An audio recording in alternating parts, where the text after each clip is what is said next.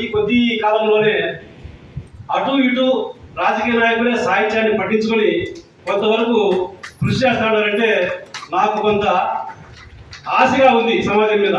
ఎందుకంటే సమాజాన్ని గాడిలో పెట్టగలిగినటువంటి శక్తి భాషకు, సాంస్కృతిక సాహిత్య రంగాలకే ఉంది. ఏ ప్రభుత్వం అయితే భాషను, సాహిత్యాన్ని, సంస్కృతి రంగాల్ని బలోపేతం చేస్తారో ఆ ప్రభుత్వంలో సామాన్యుడి గొంతు చక్కగా వినిపిస్తుంది. ఏ ప్రజాప్రతినిధి అయితే సాహిత్యాన్ని చదువుకుంటాడో ఆ ప్రజాప్రతినిధి భాగస్వామ్యమై ఉన్నటువంటి ఆ ప్రభుత్వం ప్రజల భావములు పట్టించుకుంటుంది. ఖచ్చితంగా సాహిత్యానికి ఆ శక్తి ఉంది. అయితే కొంతమంది అంటారు, రాజకీయానికి సాహిత్యానికి ఏం సంబంధం అయ్యాలి?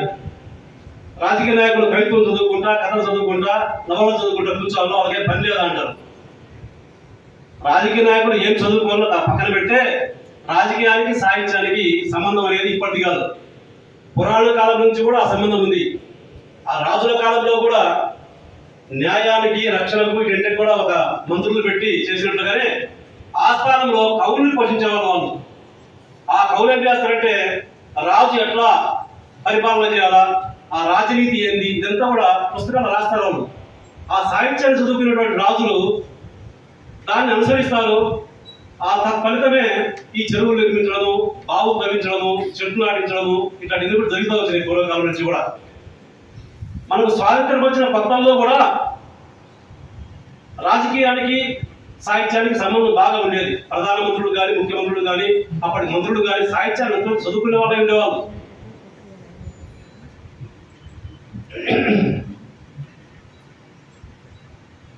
మన ఈ దాదాపు ఒక కొన్ని దశాబ్దాల క్రితం నుంచే సాహిత్యాన్ని పెద్దగా పట్టించుకోవడం లేదు.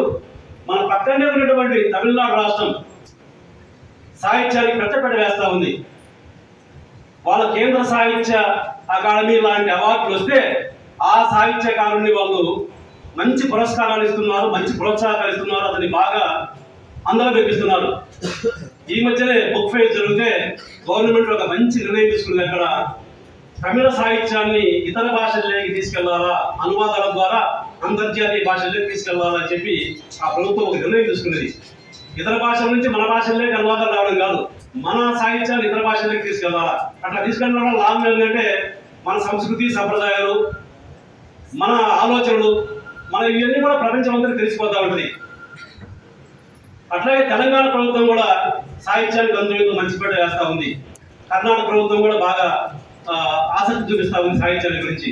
ఎటొచ్చి మన ఆంధ్రదేశంలోనే చాలా దశాబ్దాల నుంచి సాహిత్యాన్ని పక్కన పెట్టారు. ఈ రాజకీయ నాయకులు సాహిత్యంతో సంబంధం లేని పరిస్థితి కల్పిస్తారు. కానీ ఈ రోజు అటు గుంటూరులో, ఇటు కడపలో, పొద్దుటూరులో ఈ రాజకీయ నాయకులే సాహిత్యాన్ని పట్టించుకోవడం అనేటువంటి విషయం నాకు చాలా సంతోషం కలిగిస్తూ ఉంది. సాహిత్యం ఏం చేస్తుందయ్యా అంటారు కొంతమంది. సాహిత్యం ఏం చేస్తుందో తెలియాలంటే తెలంగాణ వెళ్ళి అడగా.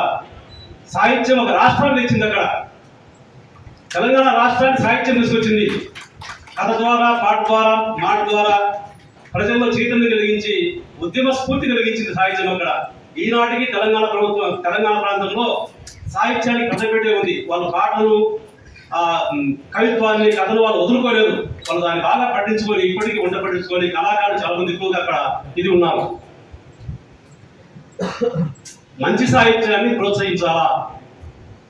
ఎందుకు ప్రోత్సహించాలంటే మంచి సాహిత్యం మనిషికి ఆలోచన కలిగిస్తుంది, మనిషి దృష్టికోణాన్ని మారుస్తుంది, మనం చూసే చూపును మారుస్తుంది, మనం చూసేటువంటి విధానాన్ని మారుతుంది. మంచి సాహిత్యం మంచి సాహిత్యం చదివితే ఏమవుతుందంటే మనకంటే ముందు తరం వాళ్ళు, మన తరం వాళ్ళు, కొంతమంది వామపక్ష భావజాలం ఉన్న వాళ్ళు, సాహిత్యం చదివిన వాళ్ళు తమ పేర్ల కనుక పోకలను కట్ చేసుకున్నారు. మీరు గమనించింది లేదో, సింగమేని నారాయణ గారు, సుగం జీరాం గారు మన ఇక్కడ గురుటూరు, తర్వాత పాలగిరి విశ్వప్రసాద్ గారు, పుచ్చలపల్లి సుందరయ్య గారు, ఇట్లాంటి వాళ్ళందరూ కూడా తమ పేరు కనుక తోకల్ని కట్ చేసుకున్నారు. వాళ్ళకు జ్ఞానవంతం వచ్చిన కొత్తలోనే ఆ తోకల యొక్క అహంభావపూరితమైనటువంటి ఆ విషయాన్ని తెలుసుకొని పూర్తిగా కత్తరించి పారేసిన వాళ్ళు. తోకలంటే ఒక అహంభావన గుర్తు. రామకృష్ణ శ్రీరామకృష్ణ గారు కూడా తోకల్ని కట్టేసినారు. లేదు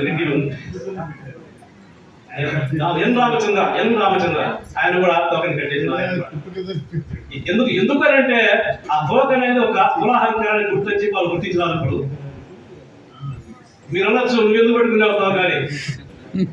నేను కూడా కట్టేద్దామని అనుకున్నా కానీ ఒకటి 2 సార్లు ప్రయత్నం చేసిన నాకు ఒక సమస్య వచ్చింది. నా పేరులో తోక ఉంది, నా ఇంటి పేరులో తోక ఉంది. నా పేరులో తోక కట్ చేసుకుని ఇంటి పేరులో కట్ చేసుకునేది నేను. కాబట్టి దాని జోలికి నేను పోలే. కాబట్టి ఈ దృష్టికోణం అనేది మంచి సాహిత్యం చదివితే వస్తుంది అనమాట. రాజకీయ నాయకులు నా సాహిత్యం చదవాలన్నా ఖచ్చితంగా రాజకీయ నాయకులే సాహిత్యం చదవాలి. ఎందుకంటే వాళ్ళు చూసే దృష్టి మారిపోద్ది. ఒక బస్టాండ్ పోతే హమాలి ఉంటాడు, రోజు మనం 10 రూపాయలు ఇస్తే బస్తా తీసుకొచ్చి బస్సులో వేస్తాడు. ఆ రోజు మనం పిలిస్తే 15 రూపాయలు అడిగింది అనుకోవాడు, ఏమండి బాసులో రోజు 10 రూపాయలకు వేస్తాడు, 5 రూపాయలు ఇవ్వబడుతుంది, ఇదేమన్యాయం, ఇదేం దోపిడీ, ఇది అన్యాయం కదా, ఇందుకే కదా వాళ్ళు అని చెప్పి మనం అంటారు. వాస్తవానికి 5 రూపాయలు ఇచ్చేది మనం ఇవ్వకపోవచ్చు. అట్లా మర్నాటి 10 మంది తలా 5 రూపాయలు ఇస్తే 50 రూపాయలు అయింది. వాడు ఇంటికి పోయేటప్పుడు ఒక డజన్ అరటిపళ్ళు కొనుక్కోవాలి పిల్లలకి. అందువల్ల వాడు 50 రూపాయలతో ఫ్లాట్ కొనుక్కున్నాడు, అపార్ట్మెంట్ కొనుక్కున్నాడు, విల్లా కొనుక్కున్నాడు. అంటే దోపిడీ అంటే ఏంది అనేది మనకు సాహిత్యం చదివితే మన దృష్టి మనకు తెలుస్తుంది అనమాట. ఆ దోపిడే కాదా అని తెలుస్తుంది. ఇప్పుడు మా కథా సంపుటిలో బహుమతులు వచ్చినటువంటి కథా సంపుటం 2 ఉన్నాయి. ఒకటి తవ్వ ఓగురెడ్డి గారు రాసినటువంటి కడుపాత్రం, రెండోది ఈతకోట సుబ్బారావు గారు రాసిన పోడుగాలి. కడుపాత్రంలో ఒక కథ ఉంది, ముంపు అనే కథ. ఆ కథను ముఖ్యంగా రాజకీయ నాయకులు చదవాలి. శాసనాలు చేసేటువంటి రాజకీయ నాయకులు ఆ కథ చదవాలి. ఎందుకంటే ఒక ఊరు ఉంటుంది, అందులో రైతులు వ్యవసాయం చేసుకుంటూ బతుకుతా ఉంటారు. పక్కనే ఆ మిట్ల మీద ఆ కొండ పాదాల దగ్గర దళిత కుటుంబాలు కొన్ని గుడిసెలు వేసుకొని వాళ్ళు అక్కడ పెరిగేటువంటి పొరక పనులు కోసుకొని కట్టలు కట్టుకొని అమ్ముకుంటా ఉంటారు. ఈ రైతులు ఆ భూమిని నమ్ముకొని భూమి దున్నుకుంటా ఇల్లు బతుకుతా ఉంటారు. దళితులు ఆ భూమిని నమ్ముకొని అక్కడ పండేటువంటి పొరక పనులని తెచ్చుకొని బతుకుతా ఉంటారు. అక్కడ ఒక ప్రాజెక్ట్ వచ్చింది, తెలుగు ప్రాజెక్టు బ్రహ్మసాగర్ అనుకోండి. దాంట్లో ఆ ఊరు మునిగిపోయింది. ఆ దళితులు పొరక పనులు వస్తున్నటువంటి ఆ దిన్నెలు బిడ్డలు కూడా మునిగిపోయాయి. రైతులకు వచ్చేసి మంచి నష్టపరిహారం వచ్చింది, ఆ ఇళ్లకు మంచి నష్టపరిహారం వచ్చింది. వాళ్ళ పక్కన ఎక్కడో దూరంగా మంచి ప్రాంతంలో ఇల్లు వేసుకొని బాగా బతుకుతూ ఉంటారు. దళితులకు కూడా ఆ గుడిసెల బదులు పక్కా ఇండ్లు వచ్చినాయి. అవి ఎక్కడ ఆ కొండ ప్రాంతానికి దూరంగా ఎక్కడ పక్కా ఇల్లు వేస్తే వాళ్ళు పరపళ్ళు వస్తుకునే తాళం దొరకదు. ఇక్కడ పరపళ్ళు వస్తున్నటువంటి భూమికి నష్టపరిహారం బాగా దళితులకు రాదు కదా. రైతుల కంటే పట్టాలు ఉంటాయి, దళితులకు ఏముంటాయి, పట్టాలు ఇవ్వాలి ఏముండవు, కొండ ప్రాంతంలో కోసుకుంటూ ఉంటారు. వాస్తవానికి అదే భూమి మీద వాళ్ళు బతుకుతూ ఉంటారు, వీళ్ళు బతుకుతూ ఉంటారు. వీళ్ళకి నష్టపరిహారం వస్తుంది, వాళ్ళు రావడం లేదు.